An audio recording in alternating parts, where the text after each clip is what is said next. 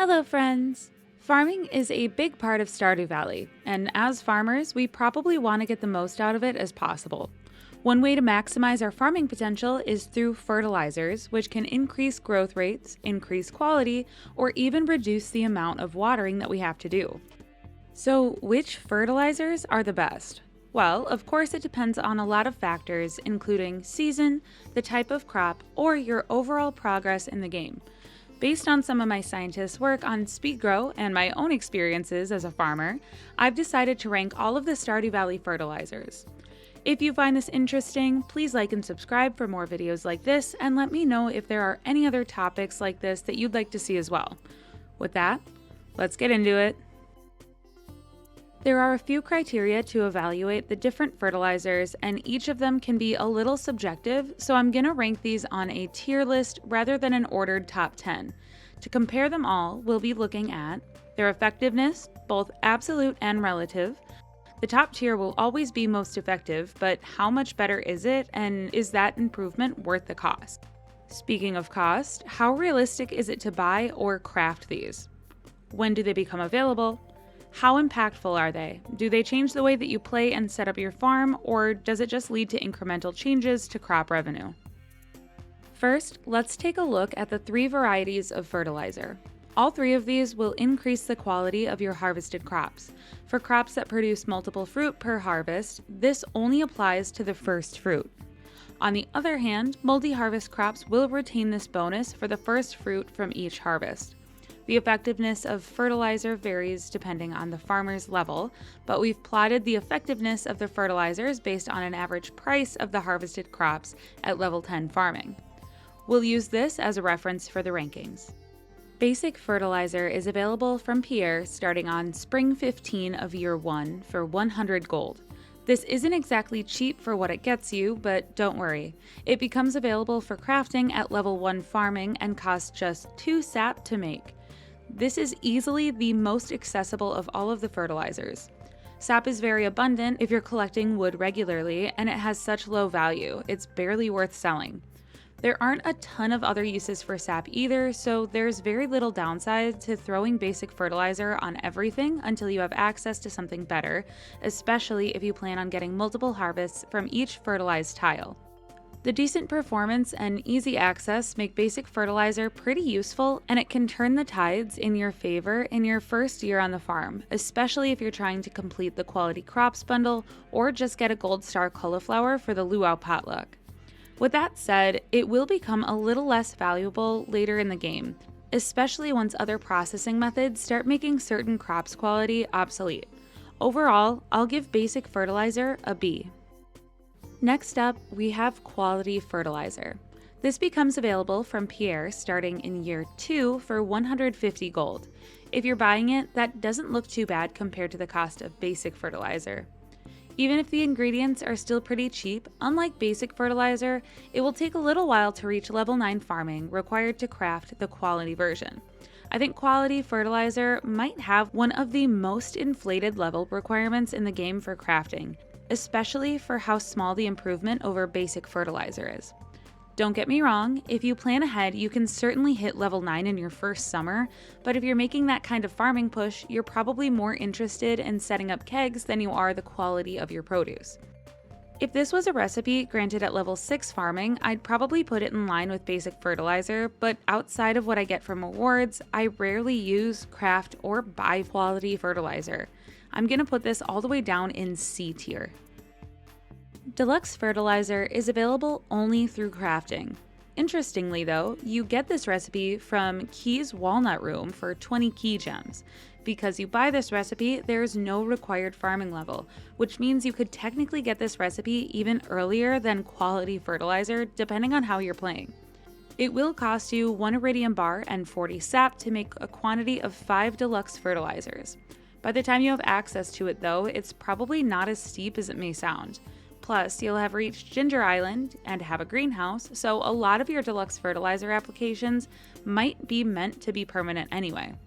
Deluxe fertilizer is really special though, because it'll make iridium quality crops not only possible, but very likely. It'll even drop the chance for normal quality all the way down to 0, which is part of why there's such a big jump in the average price from quality to deluxe fertilizer. How useful it is in the late game will depend a bit on whether you're at capacity for your processing equipment. If so, it probably makes sense to boost up crop quality. Things like sweet gemberries or certain multi-harvest crops may benefit more from deluxe fertilizer than Speed-Gro. In the end, the huge jump up from quality fertilizer, and because it's the only way to get iridium crops, makes this an A-tier fertilizer for me. Next up, let's move to the varieties of Speed-Gro. As the name implies, these all increase rates of growth for crops. This increase only affects growth time to the first harvest, so multi-harvest crops don't see any benefit during the following regrowths. The way the game truncates some of the mathematical outputs and the way growth time is removed from specific growth stages can make Speed-Gro behave a little unexpectedly. If you want to learn more about Speed-Gro specifically, check out my video on that topic to dig into specifics. The bottom line is Speed-Gro generally performs better than what's listed in the tooltip. It varies by the baseline growth stage length for each crop, but this plot shows how all of that averages out for each type of Speed-Gro. Let's start with the basic Speed-Gro. Like basic fertilizer, it is also available to buy from Pierre for 100 gold starting on spring 15 of year 1. Alternately, it can also be crafted starting at level 3 farming with a cost of 5 moss and 1 pine tar for a quantity of 5 Speed-Gro. This leads to a couple problems for Speed-Gro. Its late availability in the first spring means you probably won't get much out of it before the season change, when it will disappear. On top of that, even if you hit level 3 farming pretty early, moss doesn't exactly grow on trees. Well, it does, but you know what I mean. You won't get a lot of moss until the first green rain, so you can't reasonably craft much until some unknown time in summer. That is, if you even want to waste moss on it. Mushroom logs will be competing for that moss, and let's face it, in terms of money, mushroom logs are hard to beat, especially when compared to a temporary consumable item. In relative sense, basic Speed-Gro performs really well on average and gets the biggest bump from the game code's math intricacies when compared to its advertised potency. Unfortunately, justifying the crafting or purchasing cost might be difficult. It may be worth using in some cases, but I can't imagine ever wasting moss on this outside of an emergency need for a fast crop, and better options will become available for purchase pretty early too. I have to give this a C. The next step up comes in the form of Deluxe Speed-Gro. This version increases the listed growth rate boost from 10% up to 25%, so it's a pretty big step up from the standard Speed-Gro.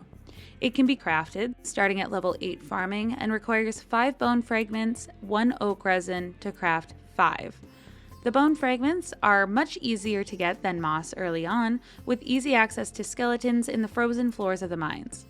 Unfortunately, while oak resin isn't hard to get either, it's also used to make kegs, which might be a pretty big priority since they are one of the top pieces of artisan crafting equipment, giving access to hops and wine processing.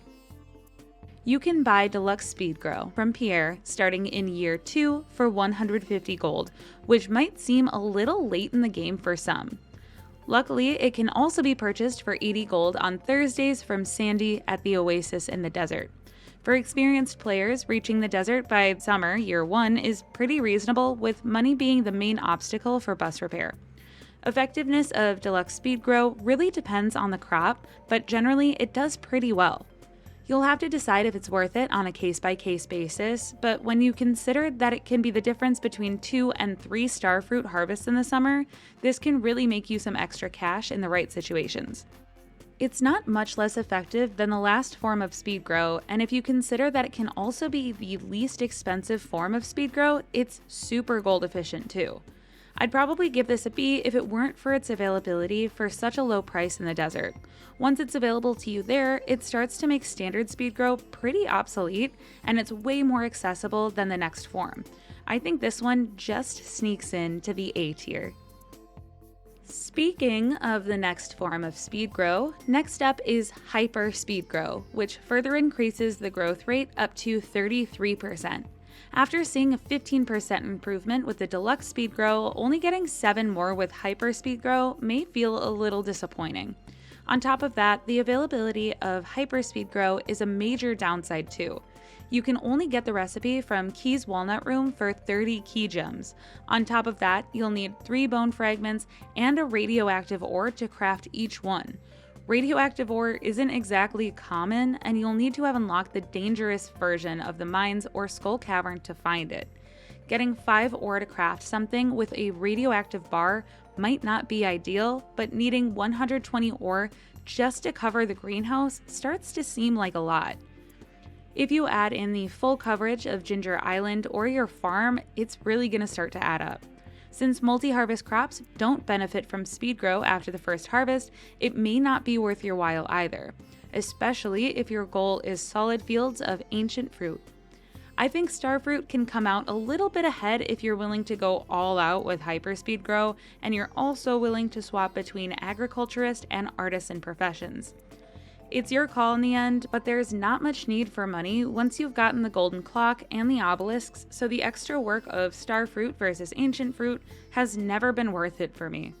Hyper Speed-Gro is clearly the best one in an absolute sense, but the gap between Deluxe and Hyper Speed-Gro just isn't that big. Its availability and high crafting cost really bring down the overall utility in a lot of playthroughs, and based on that, I am going to put this in B tier. The third type of fertilizer we're looking at is retaining soil. We'll start with the basic retaining soil, which has a 33% chance to keep the tile watered overnight. Like the other basic forms of fertilizer and Speed-Gro, it can be purchased from Pierre on Spring 15 of Year 1 for 100 gold. At level 4 farming, you can also craft it from just 2 stone. It's super cheap to craft, so the 100 gold price tag seems kinda crazy. You can also find these in breakable containers in the mines or in supply crates on the beach farm. On first glance, this seems pretty good. 33% less watering is pretty nice, especially early in the game. Unfortunately, the complete randomness can make this more trouble than it's worth. It's not something that you can really depend on, so you'll have to check your crops every day to figure out which ones need watering. Sometimes it can be hard to tell if it's even worked anyway. If you're not sure, you'll probably want to water it anyway just to make sure. Is it worth losing a day of growth if you were just wrong? I think this is another fertilizer with a farming level requirement that's just too high. At level 4 farming, you would have already had access to sprinklers for 2 farming levels, so if you don't like watering, you have a more reliable method of keeping your crops watered anyway. I think the only time I've ever used this is when I find it randomly in the mines. Otherwise, 100 gold is way too expensive, and by level 4 farming, I just don't need it. I think if it were more reliable and less random, it could be more useful. For example, if you water the tile for 2 days in a row, the 3rd day is guaranteed to be watered. In that case, assuming the recipe was also available at level 1 farming, I could totally see myself using it. The best argument for it might be garden pots, although by the time you get those, you'll probably already have the next level of retaining soil available to craft. With some tweaks, this could be so much better, but as is, I have to put this all the way down in the D tier. The next step up is quality retaining soil, which, like the other level 2 fertilizers, can be bought from Pierre in Year 2 for 150 gold. At level 7 farming, you can craft 2 of these for 3 stone and 1 clay. The ingredients are still pretty cheap, but is this version any more worth it than basic retaining soil? Quality retaining soil doubles the chance for water retention, increasing the overall chance to 66%. That's significantly more likely, but you run into the same issues. It's not consistent or predictable, so you'll still have to check on your crops and water a random 33% of them every day anyway. On top of that, you have access to quality sprinklers at level 6 farming, which are super effective by comparison. Again, you could make a case for garden pots, but without functioning in a more consistent manner, I'd probably suggest saving your clay for something better. This is a little better than basic retaining soil, but still not very useful. I'm gonna give this one a C. Next up is another retaining soil, and this time, it's Deluxe. This is available as a crafting recipe from the Island Trader, which costs 50 cinder shards. The crafting cost is 5 stone, 1 clay, and 3 fiber for each Deluxe retaining soil. Deluxe retaining soil increases the water retention rate to 100%.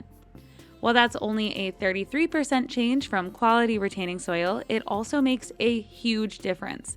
It basically means that you can keep crops watered for the entire season on the farm or entire playthroughs in the greenhouse, on Ginger Island, and in garden pots. So, what are the implications? Well, you could completely remove any need for sprinklers if you wanted. In the case of ancient fruit wine processing, where Speed-Gro doesn't really help in the long term, and fertilizer doesn't matter since you're just processing the fruit anyway, you could fully utilize all of your tillable tiles without wasting any space on sprinklers. This is especially helpful around water features where oddly shaped areas make sprinklers inconvenient as well. I think the biggest game changer comes from using this in conjunction with the garden pots. With a garden pot and deluxe retaining soil, you can turn any indoor area, from sheds to your basement or attic to your greenhouse, that require only 1 day of watering for the rest of the game. While ancient fruit can't grow in garden pots, you can fill sheds upon sheds with pineapple plants or even starfruit if you're willing to replant after each harvest. This means you can scale wine production to crazy levels for easy money. Compared to Deluxe Fertilizer and Hyper Speed-Gro, this recipe is both easier to get and much cheaper to craft. While 50 cinder shards isn't cheap, getting this recipe is still something that can happen within a few days of getting to Ginger Island. If you're going the garden pot route though, just make sure to start saving clay early since you'll need to find it for both recipes. The consistency this offers over the other retaining soils is huge. It opens up some options that really transform the way you farm. I hate to call shed greenhouses game-breaking, but I think it's the most apt way to describe how good deluxe retaining soil is. After ranking the other two so low, deluxe retaining soil makes up for them and earns an S rating in my book. Okay, so that's all of the crop fertilizers, but we do have one more to talk about. Tree fertilizer is craftable at level 7 foraging and can be made with 5 stone and 5 fiber. This can be used on tree seeds and saplings to increase their growth rate. While the tooltip doesn't say the exact amount, since tree growth has a certain chance each day to happen, the effects are gigantic. For a standard wild tree like pine, maple, and oak, the average growth time to maturity is about 24 days, which drops down to 5 days with guaranteed daily growth from tree fertilizer. Growth isn't guaranteed for mahogany or mystic trees since the growth chances start a bit lower, but their average growth rates are still significantly increased too. Tree fertilizer even allows growth during the winter, which usually prevents tree growth all season. In addition, fertilizer continues to affect growth stages after tree maturity, which impacts moss growth. This leads to faster moss production in the short run and about double the moss production from capable trees over the long run. For more details on the math behind that, check out my other videos on moss farming.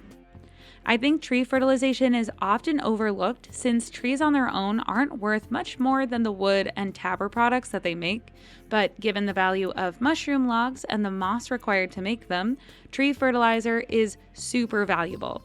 Overall, deluxe retaining soil is probably the only one that I would want more, so tree fertilizer falls solidly in the A tier. Well, that's all the fertilizers in Stardew Valley. Do you agree with my rankings? Did I miss anything important that makes any of them more or less valuable? I'd love to hear what you all think. Let me know in the comments which ones you like to use the most and if there are any specific situations where they're really good. If you made it to the end, thank you so much for watching. If you enjoyed the video or learned anything new, please give it a like and subscribe, or come say hello to me on Twitch. Until next time, goodbye.